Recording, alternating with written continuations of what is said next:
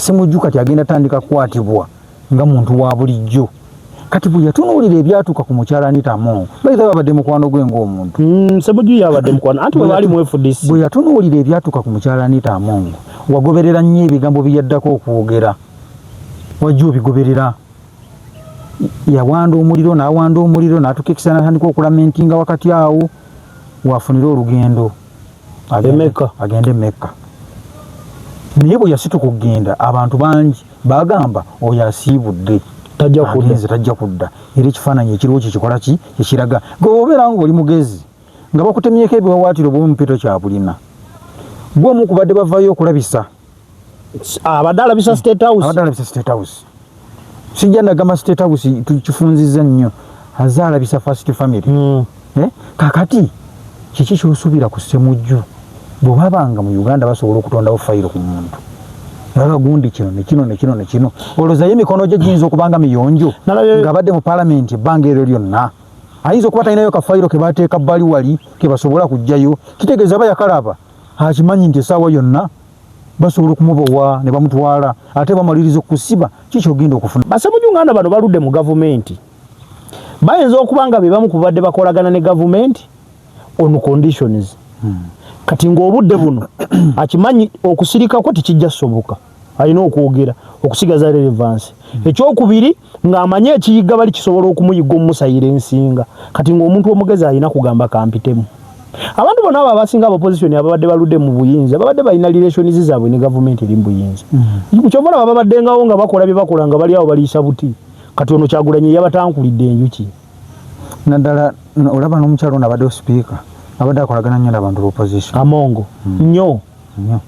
kati obudde buno ebimu ku biyinza okuba nga byaviiriddeko n'obuzibu oyo Ssemujju birireetinga nnyo ne ku speaker oyo Amongo. Actually ye mu kudduka kwe obwongo bwe bwali bumugamba bino ebintu byandiwunzika nga nange ebintu nuuliriza omudumu kubanga okudduka kwe tekwali kwagamba nti baali bamunoonyezza yali free naye yabalirawo ate bamanya kubanga Nsereko bw'aveewo Amongo n'atugamba amagulu gazimbye. Tewayita wiikisi bbiri ne tulaba emolimoli Oweteso ng'agenzeyo nga amagulu tegazimbye nga batudde ne mu pikica regardless nti ayinza okuba yalina bye yayitamu naye nga tegazimbye kitegeeza bwe yagendayo balina bye banyumya. N'amugamba muganda wange kyangu nnyo n'okuba ng'alina n'obutuuze mu ggwanga erimu ffe kye tutamanyi. Ssemujju Nganda kyangu nnyo okubanga alina eggwanga lyalinamu obutuuze ng'agenda geragira kati amaliriza agende gy'alina okubeera. Naye era kisoboka. Kisobokera ddala. Emyaka 15 gy'amaze mu paalamenti toyinza kuŋŋamba nti abadde ali asiika binyeebwa. Nga n'embeera eri mu ggwanga agiraba. Nga n'embeera so tugenda kulaba abantu bangi nga badduka mu ggwanga lino. Kuba ekisooka okukwata tekukyesigama ku mateeka. Mubaraka Munyaga simanyi lwaki akyagumye. Nange ndi wano kati ate Mubaraka Munyaga lw'onaamutegeera mbyogerera wano. Lw'olitegera Mubaraka Munyaga omutuufu akadde kajja kutuuka. Yakyaliwo akyayogera alina obuweerero era tayinza na kumuwalabanya naye akadde ke naye kajja kutuuka. Kyogamba byayogera bikyayina ensa mu bamu. Lw'olitegera Mubaraka Munyaga omutuufu. Nange neewunya okimanyi mukwano nnyo gw'abeesigye nfanfeewe. Yogeredde wano lw'olitegera Munyaga omutuufu bw'oba wagoberera nnyo kampeyini zizze n'ogoberera engeri gye zaakolamu ebintu bye mu bbanga eritali ddene nyinza n'okugamba nti tegijja na kuwera myezi 6 okuva kati. Byogeredde wano President Museveni azze atambula n'abantu abamuvuganya. Mwami Besigye avuganyizza ebisanja bingi ng'avaayo n'akayana naye mulugunya ku nsonga ez'enjawulo n'atambula n'akuba enkuŋŋaana ne bamukwatako ne bamukwata mu ngeri emenya amateeka ng'abantu abali ku opposition bakitegeera nti nsobola okukwatibwa kooti n'enta bwe mba sirina misango. Ekyo kibaddewo era Mwami Museveni akikumye okumala emyaka mingi kati ate munne ku mutabani si bwe kiri. Eno effect ya mutabani Kyagulanyi si bwe kiri ku mutabani nti essaawa zino omutabani alagira ne bakubowa naye ng'ekireese ebyo byonna byonna ke kaliro ka musajja mukulu oli Robert Kyagulanyi nti twafuna okuvuganya kw'abantu babiri. Twafuna Mwami Kyagulanyi Ssentamu ng'azze ne saidi eno negamba naffe katuleete ono noono ne bamuta n'atambula n'akuba enkuŋŋaana bitundu by'eggwanga eby'enjawulo. ekyo kyo nakitegeera nti amasannyalaze tagakola ki tagalina kati ekifaananyi ekiriwo oba mwagala oba temwagala kino kijja kujja. Tulina abantu bangi abali ku ludda oluvuganya gavumenti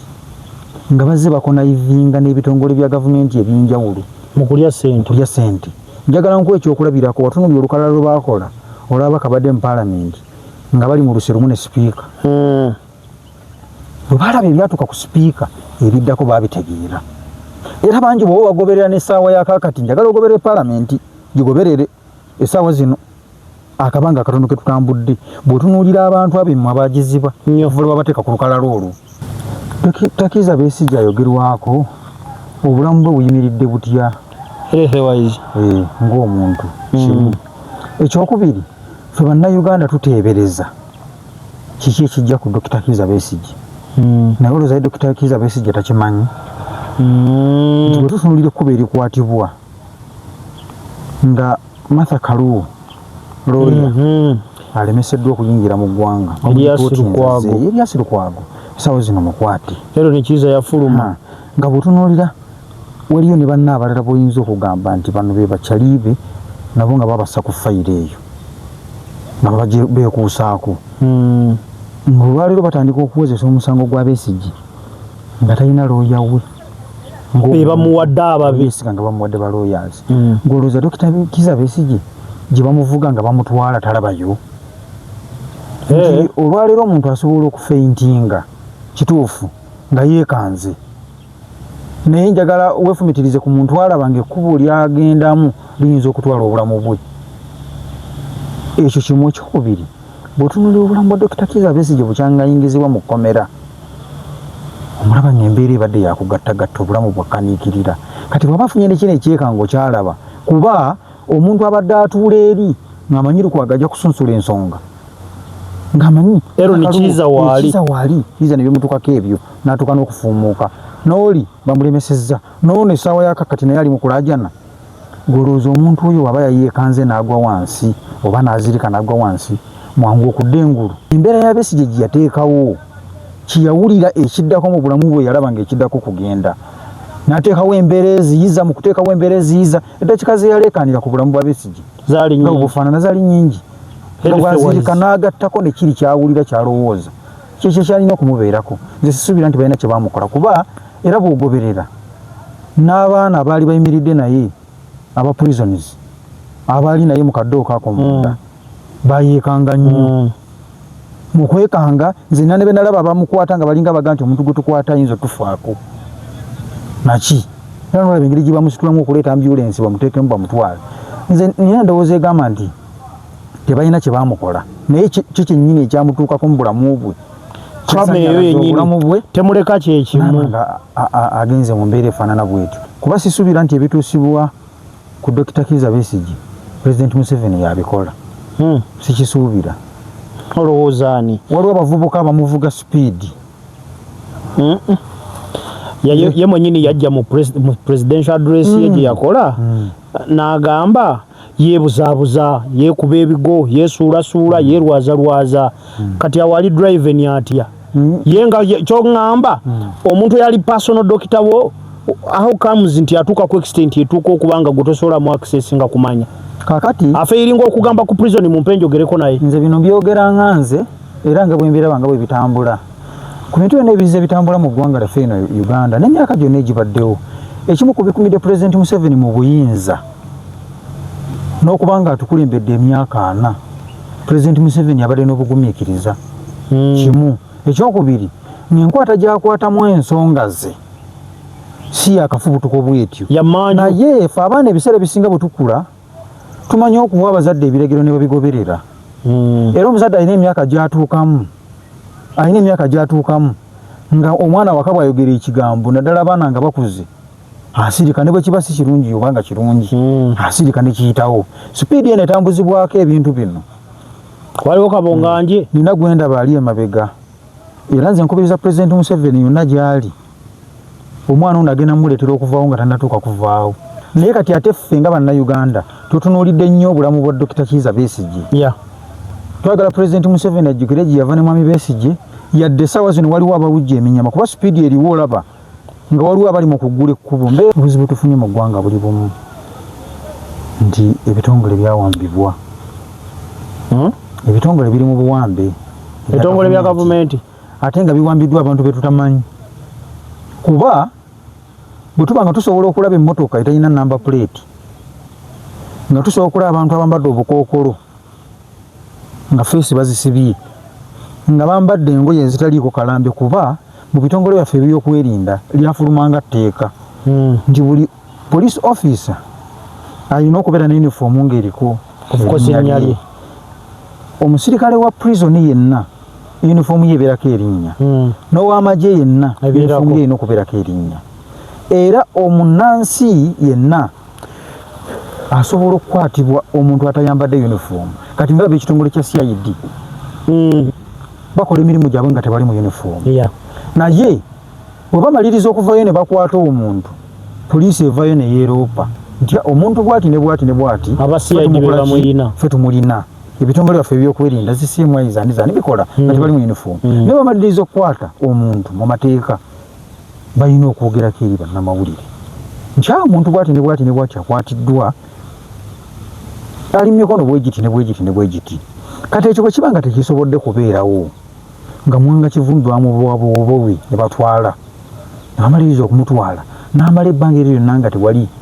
muntu amanyikiddwa mutongole nti amulina. Ku bino obule bye yalina n'enkovu z'alina ezimu nga ziwonye,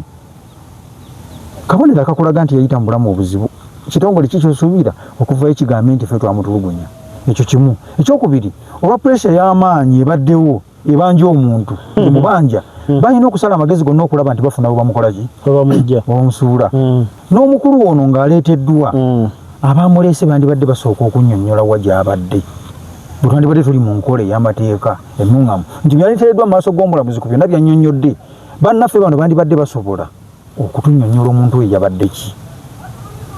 Ne bamuleese bamusudde nti bamutadde emikono gya poliisi, era yannyonnyolanga n'alaga nti poliisi yamukebera, abasawo ba poliisi bamukebera ne balaba obulamu bwakola ki, bwayitamu. Naye mu kumukebera baani abaamubakwasa? Kimu. Ekyokubiri, bana abamuresiivinga bavaayo okuwuninga ebyo byonna ebyamuteekebwako.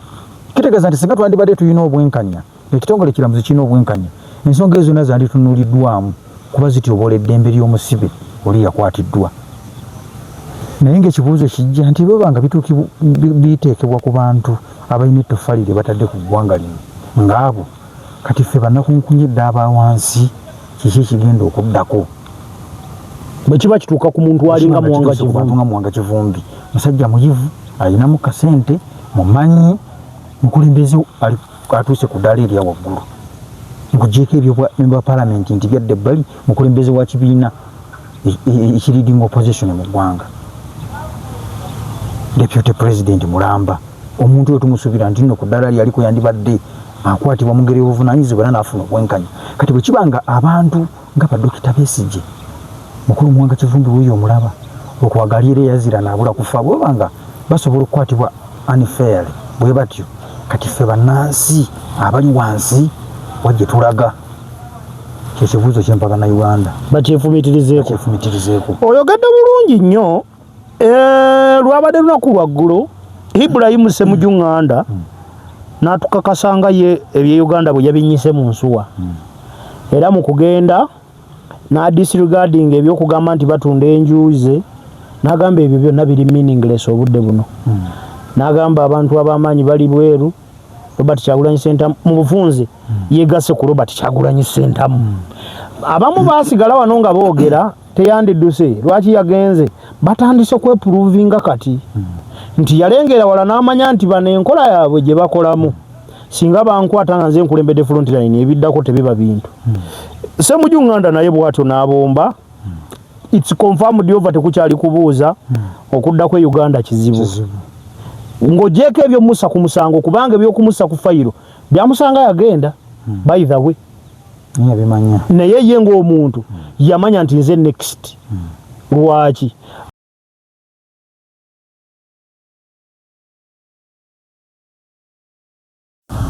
Basebo ne banyabo mbabuuzaako yonna gye musinzira okubanga mutugoberera. Mwebala okubanga gye muli. Leka wiiki tugiwunzike olwaleero lunaku lwa Sande. tuli mu kuwunzika wiiki ebaddemu bingi n'ebiwanvu naye nga omukulu onambula buli dakiika nti ndi mu kujjaawo naabula ndi mu kujjaawo naabula so olwaleero mpaka lwe tuzze eno ne tujja tuwayeewayeemu saba babuuzeko amalu babuuzaako olwaleero tulabye tugenda okuba nga tuwayaamu abatulaba abatugoberera muna mbalamusizzaako bebaza emirimu gyonna gye mukola naddala okugoberera ebigenda mu maaso mu ggwanga ekyo kikulu na bonna byetukola okulaba nga tuzimba nnyaffe Uganda so mbebaza nnyo era mbalamusaako nsaba mwongere okutugoberera twamaliriza okulonda akalulu wakalabye akagoberedde yabakama leero ndabye agamba bagenda kuddamu awataalondeddwa bagenda teekateeka balangire ennaku z'omwezi ez'okukaddamu tubulayo ka LC2s nga 10 guno kiki walabye mu kalulu KLC1 nkya nominations ez'okumuluka eza LC2 okugyayo empapula ku Monday yes kiki kye walabye mu kalulu kano kalulu nakagoberedde ntwala omukisa guno okuyozayoza bannayuganda oluvannyuma lw'emyaka egiwererako ddala kibadde mu 18 nno ssebo nga tetulonda okulembeze ku byalo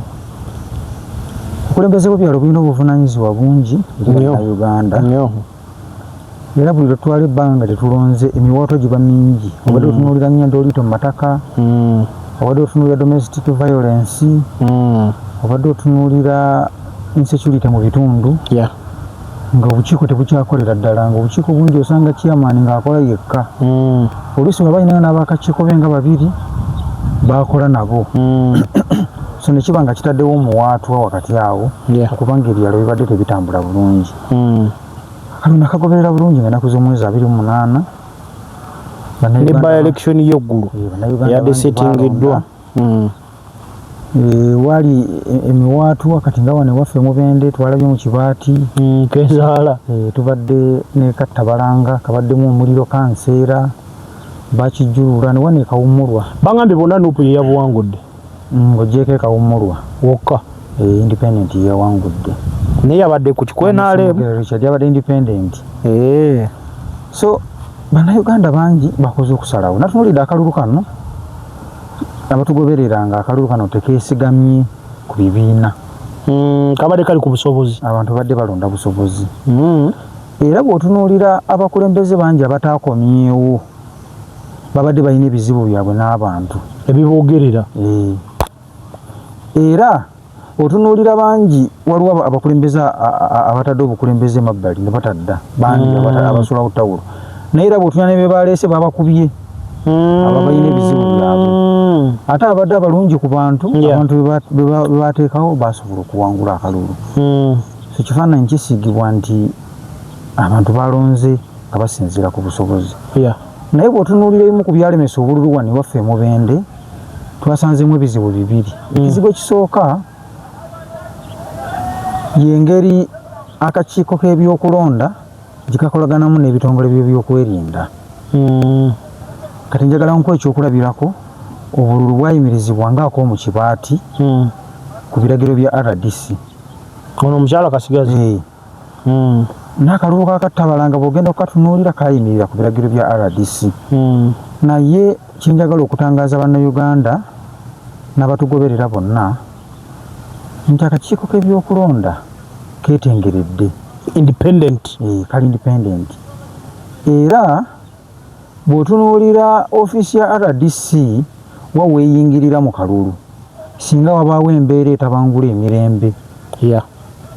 awo ofiisi weeyingirirawo okuyimiriza akalulu naye kano akewaffe watunuulira ofiisi ng'eyingiddemu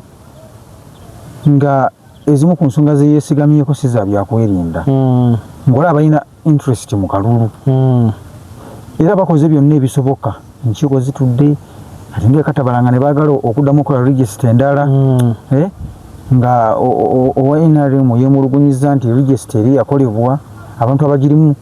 si bakyalo kye naye weewuunya chairman bwayinza okugamba nti abantu abali mu regisita si bange beero si ndala naye nga tasobola nagamba nti nga gundi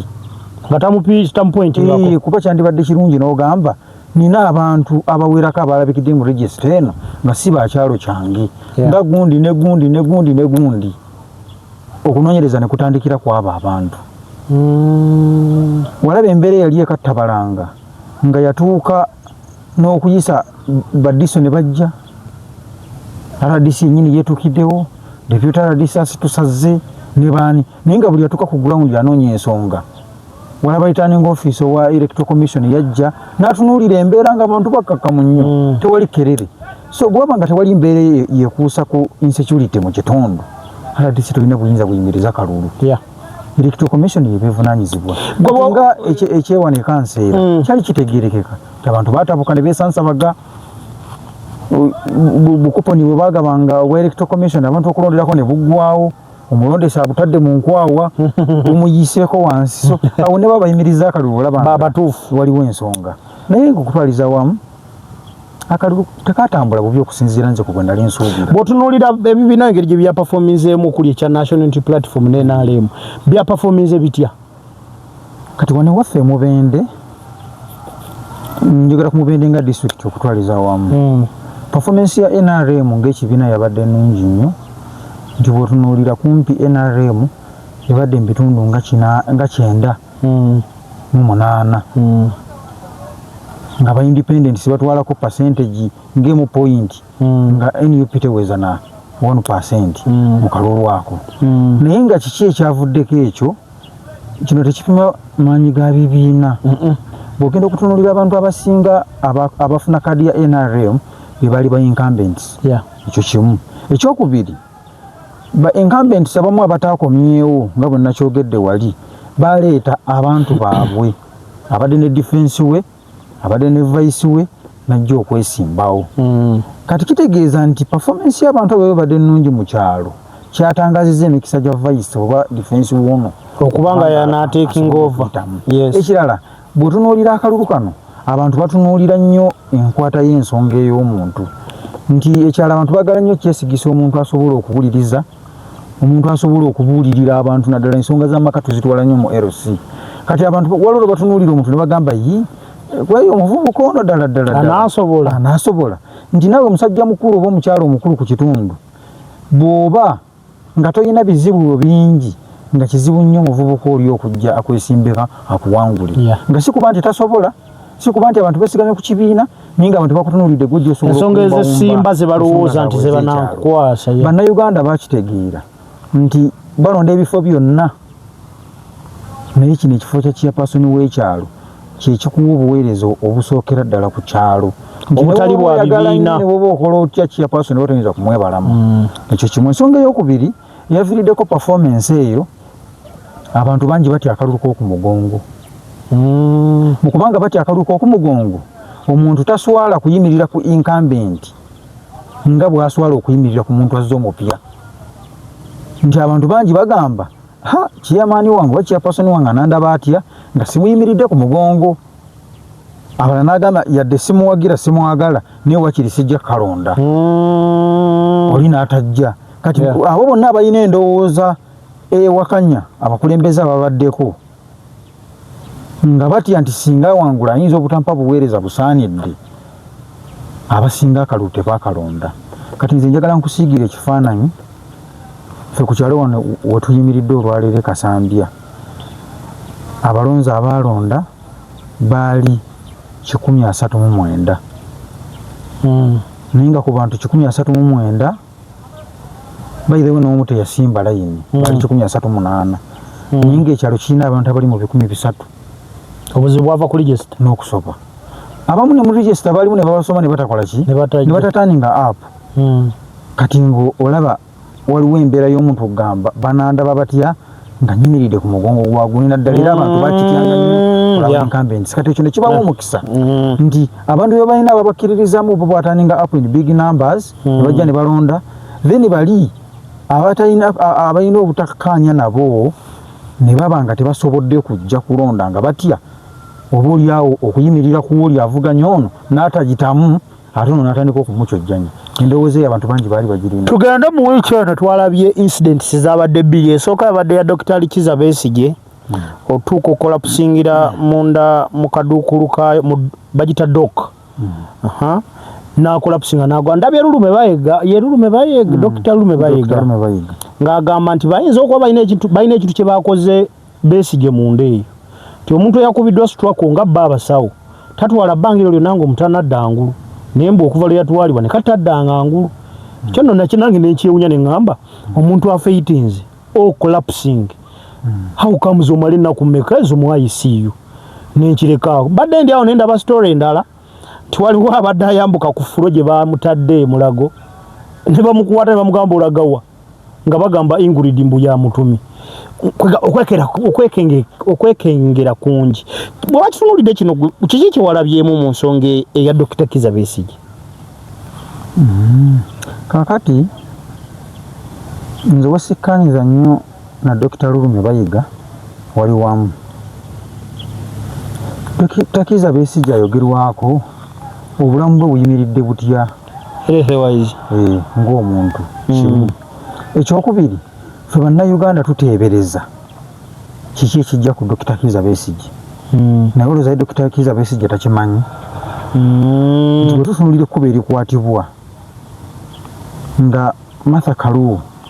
looya alemeseddwa okuyingira mu ggwanga Erias Lukwago essaawa zino mukwate ero ne Kizza yafuluma nga bw'otunuulira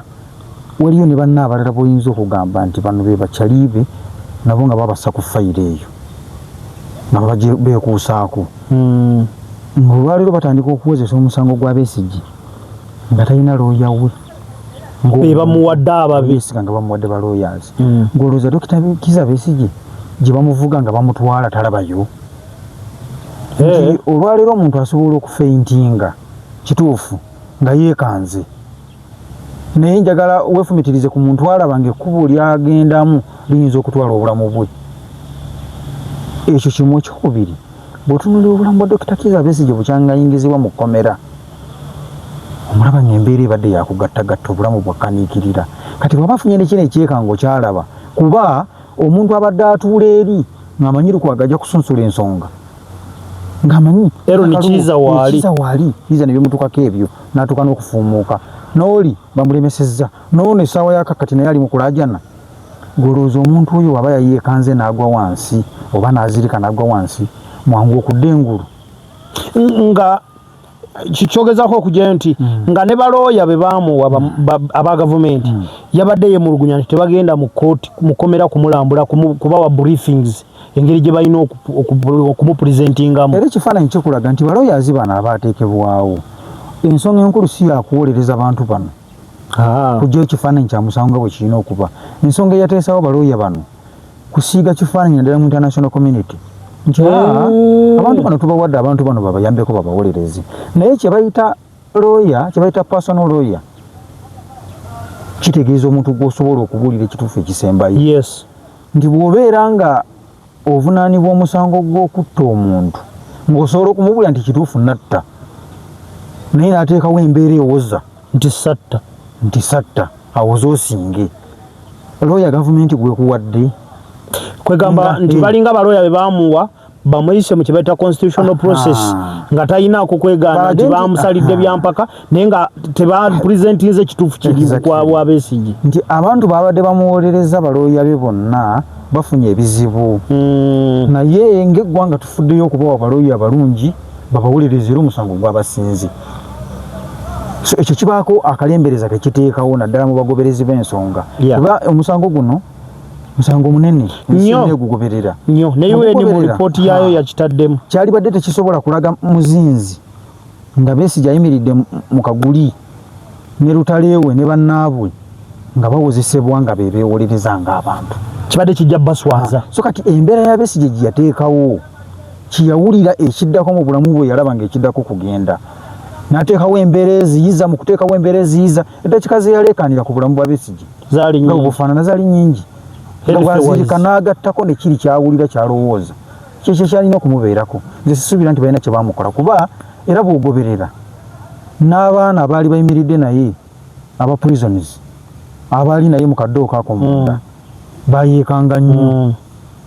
mu kwekanga nze nane be nalaba abamukwata nga balinga baga nti omuntu gwe tukwata ayinza otufaako naki era nolaba engeri gye bamusitulamu okuleeta ambulance bamuteekemu bamutwale nze nina ndowooza egamba nti tebalina kye baamukola naye kyekinnyini ekyamutuukako mu bulamu bwe trama eyo yennyini temuleka kyekimu agenze mu mbeera efaanana bwetyo era nsuubira nti Dr. Lume Bayiga ng'ebyobufuzi bwe bibeera asobola okukola such a statement nti ne bwabaawo ekizze enkya ng'aba yakola president ng'asobola okugamba kyebamukolera avuddewo agenze era mu eyo embeera nze nkubiriza President Museveni nga nze kuba sisuubira nti ebituusibwa ku Dr. Kizza Besigye President Museveni yabikola sikisuubira olowoozaani waliwo abavubuka abamuvuga speed ye mwenyini yajja mu presidential address ye gye yakola n'agamba yeebuzaabuza yeekuba ebigo yeesuulasuula yeerwazalwaza kati awali driveni atya ye nga kyoŋŋamba omuntu yali personal doctor wo how comes nti atuuka ku extent etuuka okuba nga gutosobola mu access nga kumanya kakati afeeringa okugamba ku prison mu mpenjogereko naye nze bino byogera nga nze era nga bwembeera banga bwe bitambula ku bintu byonna ebizize bitambula mu ggwanga lyaffe eno Uganda n'emyaka gyonna egibaddewo ekimu ku bikumidde President Museveni mu buyinza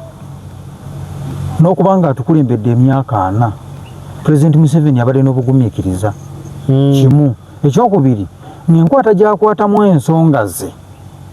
si akafubutuko bwetyo naye ffe abaana ebiseera ebisinga bwe tukula tumanyi okuwa abazadde ebiregero ne babigoberera era omuzadde alina emyaka gy'atuukamu nga omwana waka bw'ayogera ekigambo naddala abaana nga bakuze asirika ne bwe kiba si kirungi obanga kirungi asirika ne kiyitawo sipiidi eno etambuzibwako ebintu bino waliwo kabonganje nina gwendaba ali emabega era nze nkubiriza President Museveni yonna gy'ali omwana ono agenda muleetera okuvaawo nga tannatuuka kuvaawo nawulidde ku mawulire erukunjiri eyo mbu wiiki eno bandyekalakaasa baagala kubanja muntu we bagamba nedda kino kisusse nalabye kakiriipu awo ku tikitooko lwakuba naye offensity yaabyo olumu tugimanya naye omuntu waaba ayogera nga si AI tumanye oba gye bali oba tebaliyo naye nalabyeko ku mawulire ti erukunjiri eyo bali mu kweteekateeka saawa yonna bandyekalakaasa bagamba Dr. Kizza Besigye bwe kuba kuwozesebwe mu nkola entuufu n'ekyokubiri kati narrativu y'okuba nti alina omusanga abantu tebakyagibayinga balowooza bya bufuzi engeri gyavugiddwamu se ekintu kyandifubutuka embalala eyo saawa yonna you guys nze nakirabyeko nze nandikubiriza President Museveni yonna gy'oli mukadde waffe musajja mukulu muyimbule omutwale eka abeere ewuwe tulina obusobozi twafunira obusobozi obumujje Kenya n'atuuka mu Uganda tulina obusobozi obusobola omukuumira ewaka amonga emyezi 3 giweze n'abeera ewuwe ewaka n'afuna abasawo ne bamujjanjaba awozesebwe nga mulamu kuba Besigye singa n'afiira mu kkomera tekijja kuba kirungi era emyaka President negolowooza bakirowoozaako abaateeka ne ku Twitter nti bagenda muteeka kalabba ekyo kyoyogera birireetinga anti era bw'otunula omuntu gw'onatwala kalabba yanyomoka mutwalako nga mulamu bayinza okutondoka n'afa kuba bwetunywa obulamu bwa Dr. Kizza Besigye kibategeeza omuntu okubeera ne looya mu kkooti omuntu ajja nga omutima gutudde nga guwummudde ng'akimanyi nti omuntu wange namunyonjodde kino nakino nakino yasomye kino nakino nakino nakino agenda kwogera kino n'ekyo kitegeeza okujjako looyawo ali pasono oba ng'ogenda mu kkooti ku misango eminene bwe gityo ng'omuntu gwe bakuwadde okuwolereza tomumanyira kumumanya byafaayo bye bamukutaddeko obuteesi nti akuyambe nga naawe okiwulira ntajja kukuyamba ekyo kyokka kisobola okukutta nga n'omusango tegunnaba kukolaki kukutwala so Dr. Kizza Besigye bw'aba yazza emisango ng'emisango gye gijja mutwaza kalabba naki twandyagadde tumulabe nga mulamu ng'awozesebwa afuna obwenkanya obujulizi buveeyo bulungi nnyo alumirizibwe kubanga ekinewuunyisa kati obujulizi butandise ofulu mu bukontradicting balina akafaananyi ke batambuza ku TikTok ku Twitter okunakalabye nga bali mu elevator n'obedi lutale nga tebalina brief case gye bagamba nga ne pisto tubalaba nti bazirina nga they were walking freely ku kamera ziri mu elevator ekyokubiri bw'otunuulira obujulizi ono omusajja Andrew Wilson simanyi oyo alumirizibwa omuzungu Orlando bw'obitunuulira birina ebitagatta ero ne kiza okusinziira ku bye yatakudde nti kigenda kusetingawo ebibuuzo nti lwiri guno gukyali musango oba byabufuzi. So kati mu mbeera eyo twandyagadde Besigye bwabanga aweereddwa abalawyers babeerewo kuba ekisookera ddala abalawyers be ng'abantu bali mabbali nabo balina ebizibu byabwe ng'abantu naye kati ate ffe nga bannayuganda tutunuulidde nnyo obulamu bwa Dr. Kizza Besigye. Twagala Pulezidenti Museveni ajjukire gye yava ne Mwami Besigye yadde essaawa zino waliwo abawujja eminyama kuba sipiidi eriwo olaba nga waliwo abali mu kuggula ekkubo. Besigye singa yali wakola bintu ebyo byonna yandibikoledde mu kaseera we yalina akati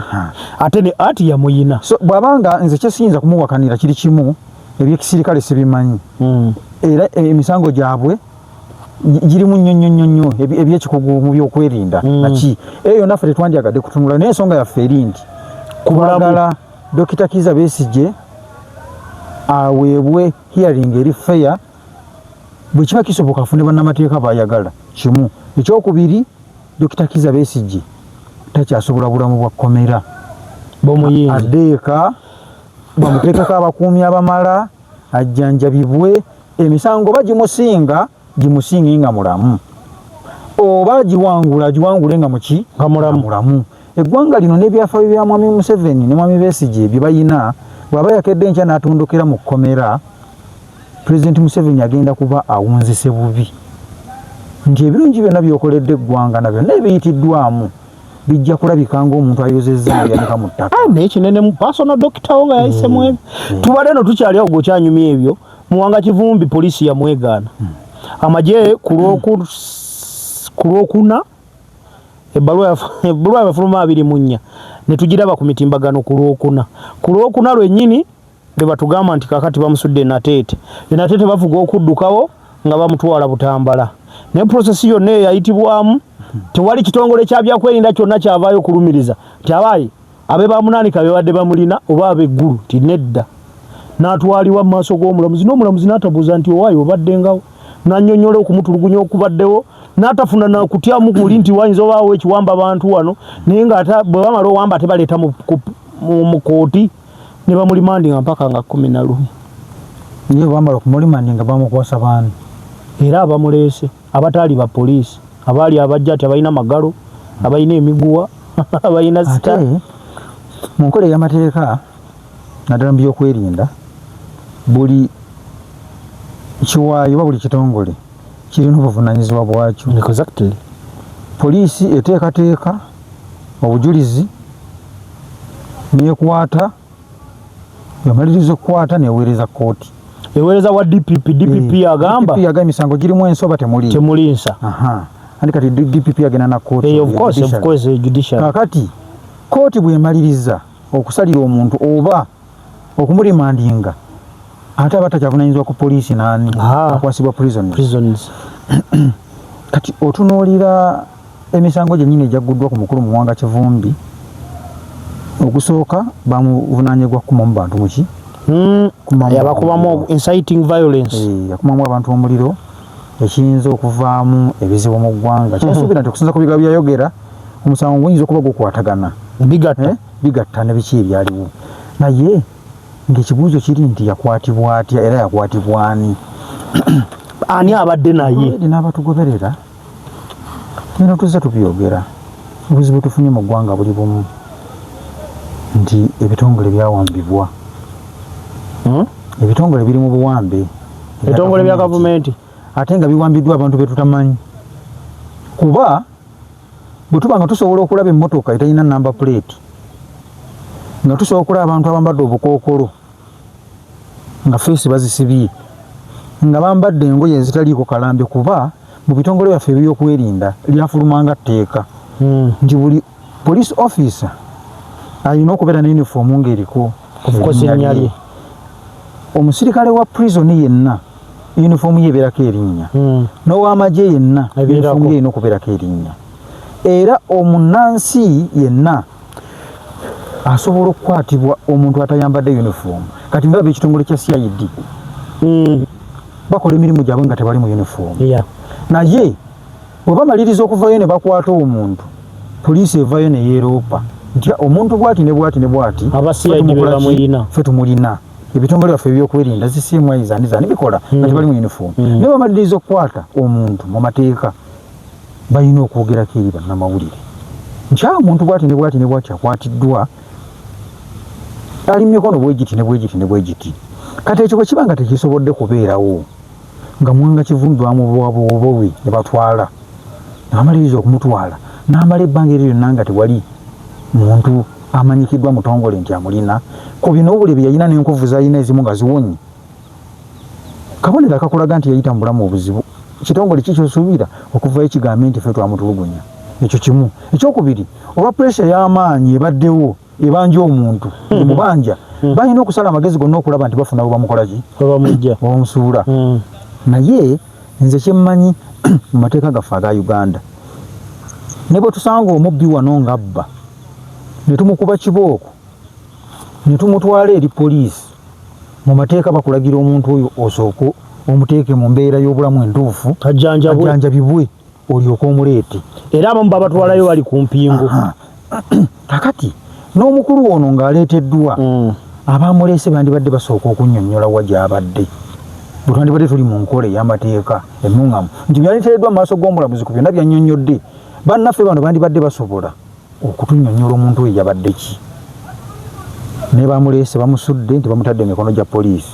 era yannyonnyolanga n'alaga nti poliisi yamukebera abasawo ba poliisi bamukebera ne balaba obulamu bwakola ki bwayitamu naye mu kumukebera baani abaamubakwasa kimu ekyokubiri bana abamuresiivinga bavayo owuninga ebyo byonna ebyamuteekebwako kitegeeza nti singa twandibadde tulina obwenkanya ekitongole kiramuzi kirina obwenkanya ensonga ezo zonna zanditunuuliddwamu kuba zityobola eddembe ly'omusibe oli yakwatiddwa naye ng'ekibuuzo kijja nti bwebanga biteekebwa ku bantu abalina ettoffaali lye batadde ku ggwanga lino ng'abo kati ffe bannakunkunyedde abawansi kiki ekigenda okuddako bwe kiba kituuka ku muntu alinga Mwanga Kivumbi musajja muyivu alinamu kasente mumanyi mukulembeze atuuse ku ddaala erya waggulu nkugyeko ebyo bwa palamenti nti byadde ebbali mukulembeze wa kibiina ekiridinga opposition mu ggwanga deputy president Mulamba omuntu oyo tumusuubira nti nno ku ddaala lyaliko yandibadde akwatibwa mu ngeri y'obuvunaanyizibwa era n'afuna obwenkanya kati bwe kibanga abantu nga badokita Besigye mukulu Mwanga Kivumbi wuyo omulaba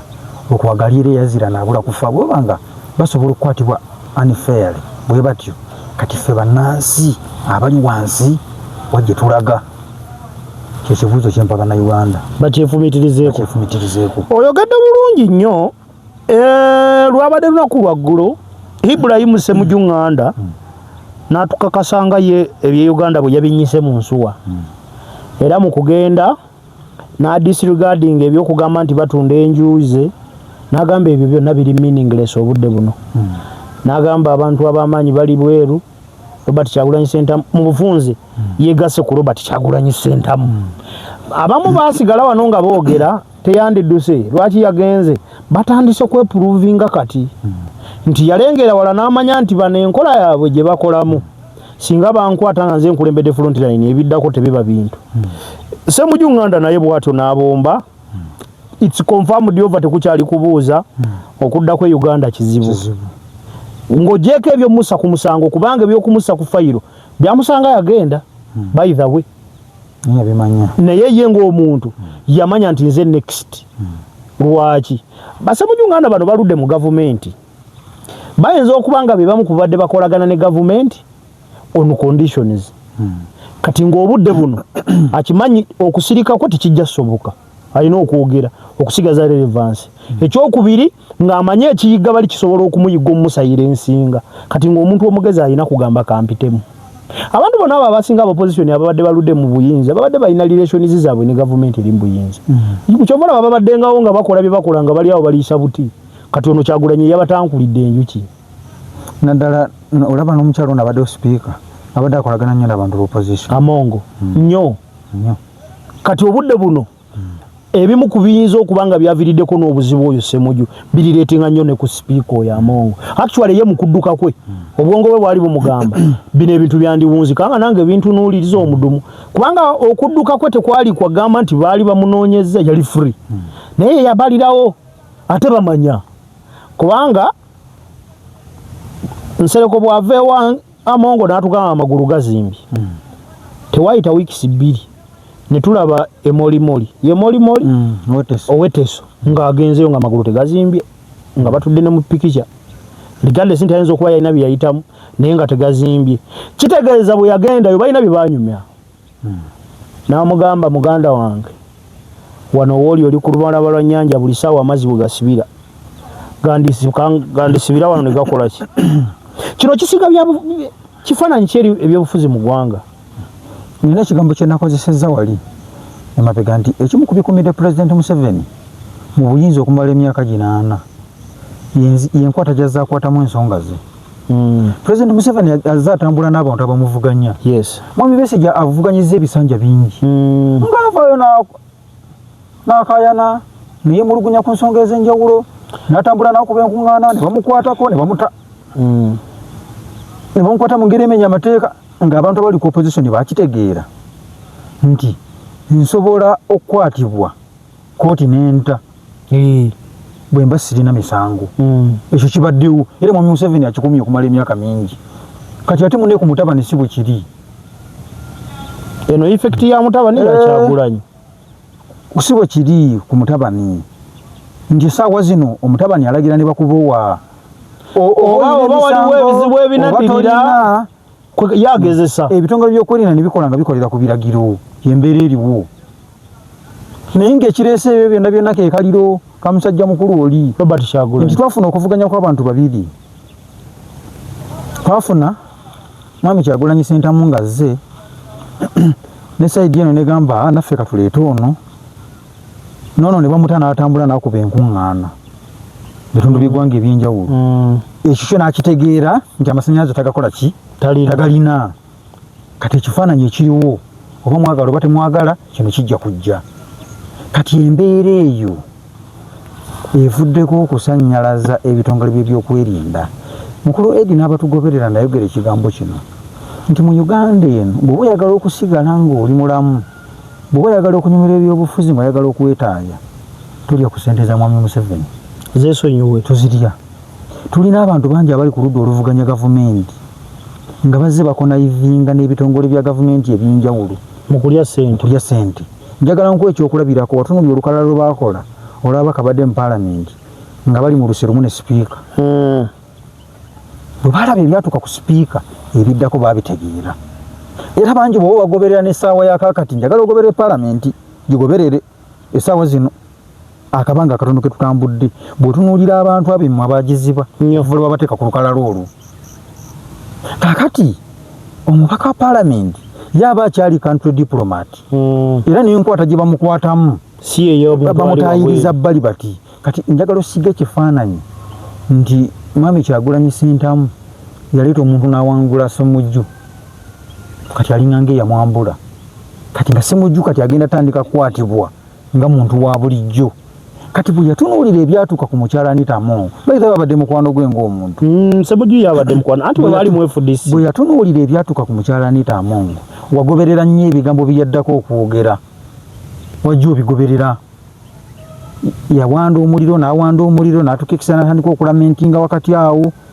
waafunira olugendo agende Mecca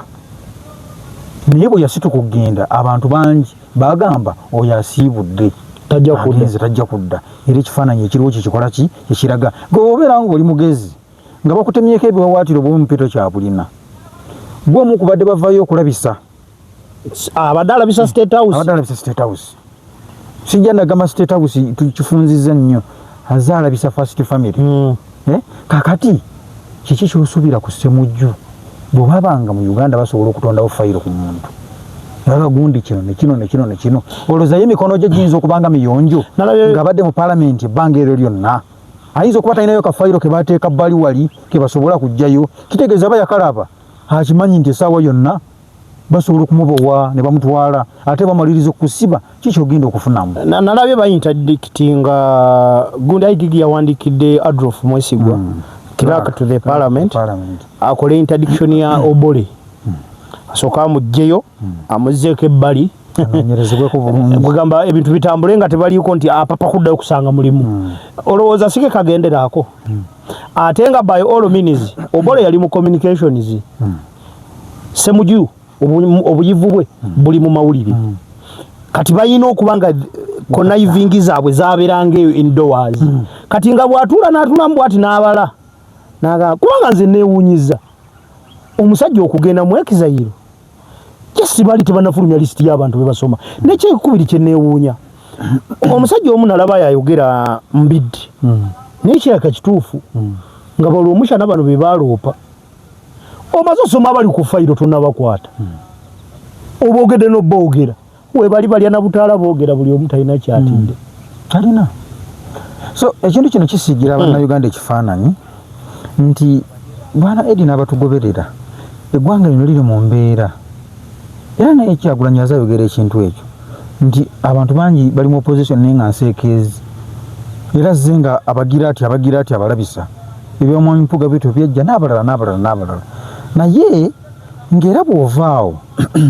njagala otunuulire nnyo ababaka ba paalamenti abazze naddala bali mu bibiina bino eby'opposition ebirala nga balwana Kyagulanyi bangi ekibuzo ne kijja nti ffenna bwe tuba nga tuli opposition ate kino kijja kitya nti mwami Museveni alina amasannyalaze ago kasita okwata kasente ate akakutega by all means kayinza obutajja butereevu ne kayita eno egenda okumaliriza nga fayiro eri ku mmeeza etudde nja mukulu bino na bino so kakati omugezi nga bwe nakyogera ku Kyagulanyi ne mwami Ssemujju alina famire ye kimu ekyokubiri abadde mu bulamu obunyuma obwa paalamenti buli wamu bagulira mugulire mu myaka mulekaayite emyaka 10 mingi kati emyaka 15 mwami Ssemujju takyasobola kubeera mu Uganda nga si mubaka wa paalamenti n'abeera mu bulamu bw'abadde yeeyagaliramu era balina okuseesetuka n'agenda eyo n'asigala nga akyasobola okwogera by'ayagala kimu ekyokubiri nalya akasente ke era olwaleero mbadde mumugoberera ebigabo byasembye okwogera ng'awera ng'agamba ateekwa okulwana obwezizingirira okulaba nga Uganda efuna enkyukakyuka naye ekyo tosobola kikola nga tokyali memba wa paalamenti oli mu Uganda nga waliwo alina obuyinza obusobola okukwata obudde bwonna bw'aba yagadde kitegeeza era ababombye n'atambula n'agenda mu nsi endala n'akuuma obulamu ng'akyasobola n'okwogera kyayagala aba asinga ane mwami Senkoza omuntu ali ku levo y'omubaka bwe kibanga okufuna kubuweerera alina kumala kugenda mu ekizayiro fe abatasobola kugendayo tugenda beerawo tuti anti nze ekibuuzo nkibuuza nnyo bannayuganda mwami Edi mu Uganda wano olaba bwe tutudde wano essaawa zino osobola okukwatibwa ne bakuteekako omusango gw'okulya mu nsoluku ekituufu naye nga tulina yadde akakwate ku kyo kati omuntu alabukirira embeera eyo ng'alina obusobozi olowooza tapalaluka n'atambula n'agenda of course era yeba kakati tubadde mu ggwanga lino ng'ebyenfuna bitutwala saketi bw'olowooza abaana mu Uganda abava wano okugenda mu nsi z'abawalabu okunoonya ssente bamala bakuba kibooko embeera ekweyokera batunda na byabwe n'otunda ekibanja n'opalaluka ogana onoonya obuweerero naye nga bw'obatunuulira embeera gye bawangaaliramu eyali badde nnungi so kati embeera eteekeddwawo yokka esobola okukunyega n'ekuwaliriza okukola ekintu nga tewalina muntu akuwalabanyizza abaka ba paalamenti bangi mukulu Edi bakoze ssente bazirina kati oli atunuulira okuyingira obulamu bw'okumucumya bamukuba ekibooko kati nga musajja mukulu oyo obulamu bwe yeeyisa ngeri ya kikungu atunuulira emizannyo egizannyibwa bano abamu ng'oluusi tagisobola egy'omusiba emiguwa mu bulago n'emmagulu bamuwalabanyi bamutikke bamukuba emiggo bamuhole mutya nga yabulamu buddako kugenda kunoonya kasente ke koje kangende ku kyeyo agenda kuba ekyeyo bayira ate kati kaali omuyivu ng'ate abadde diplomat asobola n'okutuuka eyo n'agenda mu ekizayiro n'agamba mbadde mbaka wa paalamenti nga nfuna zino ololo anti jjukira agenda ne kuba n'abafuna ka pension afunayo n'ekirala oliro bataano kyangu nnyo n'okuba ng'alina n'obutuuze mu ggwanga erimu ffe kye tutamanyi Ssemujju Nganda kyangu nnyo okuba nga alina eggwanga lyalinamu obutuuze ng'agenda giragira kati amaliriza agende gy'alina okubeera naye era kisoboka kisobokera ddala emyaka 15 gy'amaze mu paalamenti toyinza kuŋŋamba nti abadde ali asiika binyeebwa nga n'embeera eri mu ggwanga agiraba nga by the way so tugenda kulaba abantu bangi nga badduka mu ggwanga lino kuba ekisooka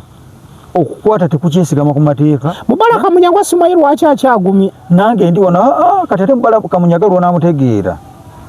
lw'onaamutegeera mbyogerera wano lw'olitegeera Mubaraka Munyagwa omutuufu akadde kajja kutuuka yakyaliwo akyayogera alina obuweerero era tayinza na kumuwalabanya naye akadde ke naye kajja kutuuka kyogamba byayogera bikyayina ensa mubamu oho bwolitegera Mubaraka Munyago omutuufu nange newunya okimanyi mukwano nnyo gwabeesigye nfanfeewe yogeredde wano bwolitegera Munyago omutuufu bw'oba wagoberera nnyo kampeyini zize n'ogoberera engeri gyezakolamu ebintu bye mu bbanga eritali ddene nyinza n'okugamba nti tegijja na kuwera myezi 6 okuva kati byogeredde wano mu Uganda bwe tutuuse olwaleero abantu bangi tubalaba ng'ayimirira wano ayogera naye ng'ekifaananyi kyayogereramu ekimuli emabega kirala sibambi ye yagamba owaayi lekooti era akadde akatuufu ak'okuva ku ndagaano gye yakola bwe kalituuka ojja kulaba nga bivuddeyo byonna naye ng'ekigambo ekituufu kati buli muntu ali ku opposition mu Uganda ziri embeera za President Museveni ez'ekikungu ezo zagenda kati bintu byakwegubya bya kikabbulu misinde wuuyo ayise mu bitooka oyagala tutawaanya nti ye nga tukulumba kati kankuwa ekyokulabirako olaba eryanyi lye baateeka ku President wa UPC Akena ng'olowooza Akena yakoze musango ki kwogera ala ayina okusirika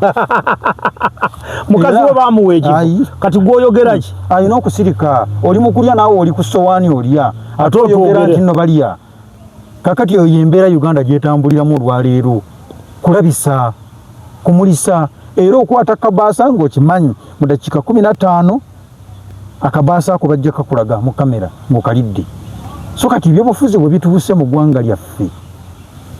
oyina okubanga oyina omuntu omu gwokkiririzaamu nga tolina kumwogerako kigambo nekimu tumalirize n'ekintu kya Nammeere kintu kyabwe tekyafudde e Masaka nga wayambudde Nammeere ne wambula Nammeere ne taatawo kikyalina amakulu kubanga bw'otunuulira bw'oba oli mu kulwanyisa buli yake Nammeere ne taatawe bwe basubscriber namba emu nina ekibuuzo kye nabuuza twali ku mpewo ne mbuuza ekibuuzo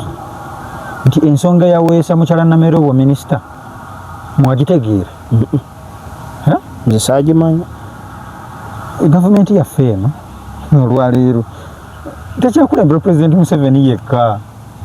olaba stakeholders abalala tulina abalala abasalawo era omu yaleeta minisita omukulu omulala n'aleeta omuto n'omukulu naye n'aleeta omuto nga ekireetese omuto ono ekikulu ayina ekibuli Uganda eno nga toyina mutwe abannayuganda okyabasobola nga toli mugumu bulungi tobasobola ekyokubiri njagala otunuulire abantu President Museveni bazaawo ebifo tunuulira abawi b'amagezi presidential advisor bw'otunuulira bafulufiga Peace simanya lugambo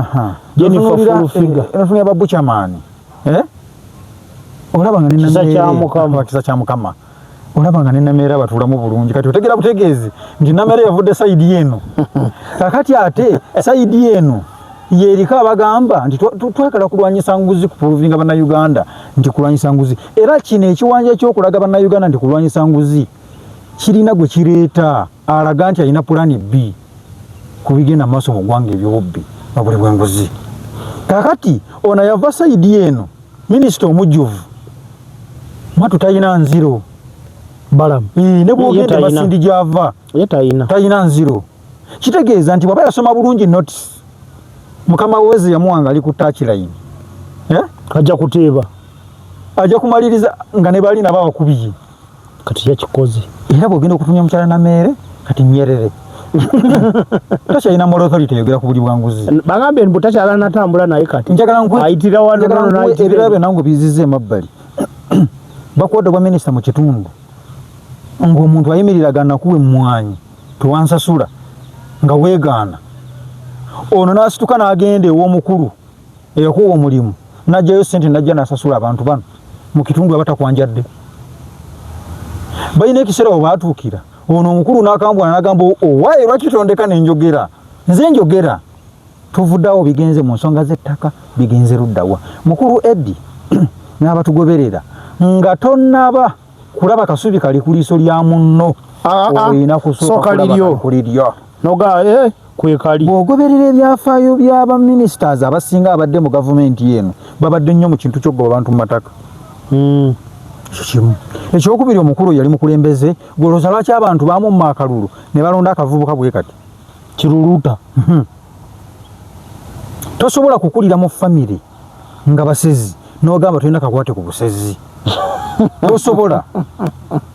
Nammere toyinza kukulira waka wa taatawo nga bamwogeddeko ebintu by'okifere byakola gwe engalo zo zibeere nnyo. Kati nga tonnaba kulumba genda mu ggwanga liri kutambula goba buli bwanguzi. Sooka waka. N'otunula byokola ewala ne boolabisa nze nakugamba ebigambo bino nti balina be bajja okukwatako bakyazannyira ku bano baeditica b'amasomero nabaani balina be bagenda okukwatako banyigeko bati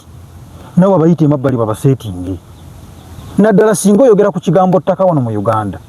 naddala mu Buganda oba oyina b'okutteeko nga bateekwa okukutayiza oba oyagala oba toyagala bwe sipiidi yakozeseddwa okuleeta sente tolanga ebadde y'amaanyi. Wena kuyogedde kentegedde.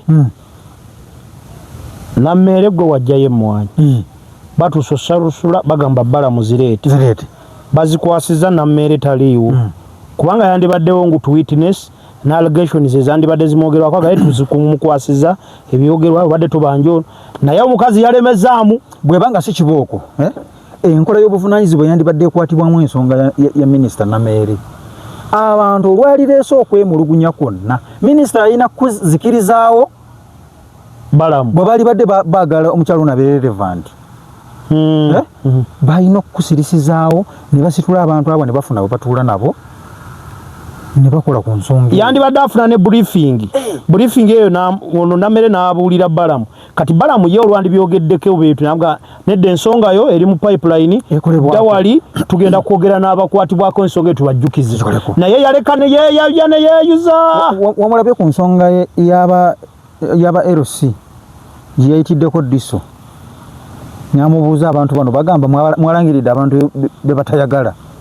abantu yabazizza ebbali n'ayingira mu lukiiko ne ba commissioners ne baani ne bamaliriza ogisootinga n'akomawo n'awa bano ekiddako kitegeeza ya protectinze erinnya n'ekitiibwa ekyabakozi ba gavumenti abakoze emivuyo egyo naye nga minisita munne nze nsuubire kubeera libadde ttuufu abantu bali bandibadde beemulugunya ng'ekizibu kya ssente ng'eremwanyi bazimanyi nti pulezidenti bwezagalwa kuba pulezidenti kyalibadde tekyetaagisa kulabisa mukyalo ono ekkuba ettuufu lyandibadde lyakutula mabbali ne basootinga ensonga eyo ne basasula abantu ne kiggwa naye engeri gye bali nti ono yava sayidi eno noono ava eno ate sayidi eno yeyina okuwangula neyomukulu yeyina okulaga nti egenda kyusa eggwanga sayidi ye Mongolia yeyina okulaga tukanagambye nti musajja mukulu eggwanga lino alijja ewala yalibadde yegendereza supiidi y'abaana bano bagenda musuula mu bisu egenda kwonoona erinnya lye amalirize nga byonna byononese abiyiye mu musenyu ate nga bano bannansi tebabakkiririzaamu so kati bw'otunuulira ono wa PLU nti Nammere tonnalumba wa ssomero na mukozi wa gavumenti okuumulugunya kwa kitaawo wandibadde okufuna n'okutuulamu n'okola n'okusalawo nga minisita kuba kati gye byataatawo bw'oba oli mu kuexposinga buli ake wandibadde otandikirawo n'omugamba muzeeyi kino kyekituufu onzitira omulimu era kitegeeza nti Nammere esawa zino alina obusobozi obugaba mukyala Nabakooba yingira mu nsonga ya muzeeyi ono nyamba bwoti ne bwoti nga honorable Nabakooba asobola n'okwogera ne muzeeyi Ssempijja kuba bakulu n'abakulu babadde na mu cabinet yebuvuddeko nga basobola okusootinga ensonga z'abantu bano bwekuba kuba kompasetinga nakyo kisoboka okukinfluensinga gavumenti neewa abatuuze bwe kyalibadde kyakusasula minisita nga gavumenti esooka okumuwa ssente negula ettaka ku lwabaki kulw'abantu ne babeera bulungi naye bw'otunuulira ebyo nga bakuliko bya mmwanyi naki onajjawo amaanyi agajja okugamba wa PDM nti wabbye embaata ojjukira simu minisita gye yakuba ng'akubira minisita Luna Kasola alagire be bakutte aba PDM bano bakwatibwa ku biragiro bya state minister bano balagira bateebwe gwolooza ebyo byonna si byakuba sitookompya kati Nammere ekintu kyeyandibadde asooka okukola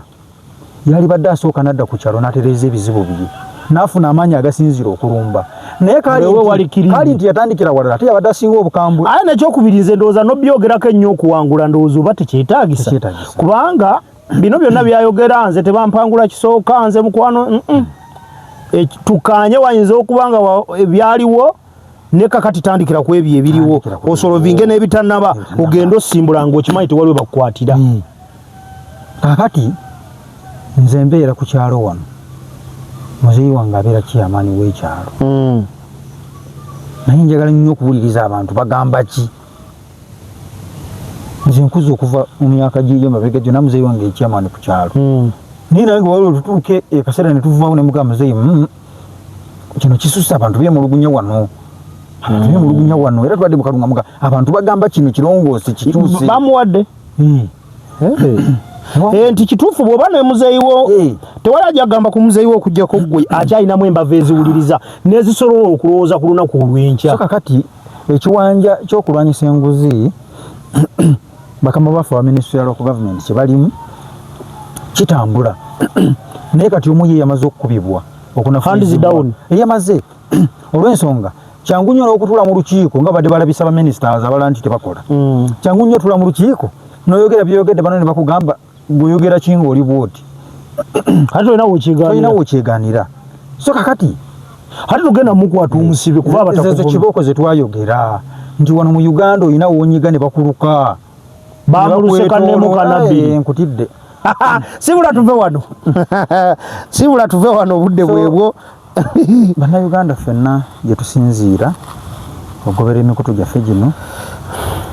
tusaba okubategeeza nti buvunaanyizibwa bwaffe nga bannansi okulaba nti tweyagalira mu ggwanga lyaffe. Eggwanga lino lyaffe ffenna era bannange tuvumirira ekigambo buli bwanguzi ku mitendera gyonna gye tutambulamu. Olaba tubadde ne mu kalulu wano akeerosi ng'era ssebo kalimu obuli bwanguzi obususi. Nze natunuulira omuntu ng'agaba 2,200 ate no gasinkambe nti nina gwe nawulira yatadde miliyoni 10 kisobokera ddala kwerosi. So obuli bwanguzi bannange si bulungi nnyo naye kyetukubiriza kiri kimu abantu bonna bali mu bifo ebyenjawulo ebya gavumenti bwe tuba nga ekirugula kyaffe kyakulwanyisa nguzi tuyite mu makubo amatuufu tutambulire tuleme kuyita mu bumooli. Ekirala bwana Edina batugoberera nga minisita wa local government atambula obanga batambula okugonjola ebizibu ebiri mu malwaliro ebizibu ebiri mu masomero. Nsaba okubategeeza ebigambo bino nga ntunudde mu kamera nga tetunnaba kwongeza bajeti z'amalwaliro. Nkuba kyakulabirako wano ku Regional Referral Hospital yaffe gye tulina ye Mubende eddagala lye tufuna mu ddwaliro likola weeks ery'omwezi weeks 2 liba liweddewo lisavinga abantu bangi bayitirivu. Kakati nga tonnaba kuyiribya basawo kubatwala misinde ng'olina n'omusawo atalina waasula ng'atambula lugendo okujja ku ddwaliro akola shifuti ey'ekiro nga tetutunudde mu nsonga ezo kulaba misaala gy'abantu giri gitya welfare y'abantu eri etya bw'otunya ratio ey'abasawo ku balwadde ku Regional Referral Hospital tulina abasawo kumpi eddwaliro libanja abasawo ebitundu nga 4 ku 10 okusobola okukola ku balwadde be tulina nga tetunaba kutunula mbizibu ebyo. Tuleme kulowoozesa bannayuganda nti obuntuntu buno obutonotono bwe tutunuulira nsanze omusawo taliiwo ono takoze ati tulina abasawo abalwala omuntu n'alwala ensonga ziri administrative nga bagamba mulimu n'ababeera ne liivu kati minisita tosobola kutegeera kizibu kya ddwaliro mu ddakiika 3 z'okoze eki zozzeewo. Ebintu bino twetaaga bigenda ebuziba tuleme kusiiga bannayuganda kifaananyi nti ekizibu ky'eggwanga basawo. Tukkirize nti nno amalwaliro gaffe amasomero gaffe bikyetaaga ssente eziwerako okulaba nti emirimu gya bannayuganda gitambula bulungi. Oyogedde bulungi. Munzikirize tubasiibulire wano olunaku olw'Essande luno atakumira musaala nsaba abankumire tujja kuddamu era omulundi omulala Mungu ng'akyatuwadde obulamu n'amaanyi n'omukisa ogwogera. Mbasaba kusubscribinga then n'ekirala bannange bino tetubyogera nti tulina ebigendero bikusike tubyogera kubanga bye tubeeramu bwe twogera ku luguudo olubi bwe tuyita tetulina mbu tulina ekikusika awo basibulidde wano.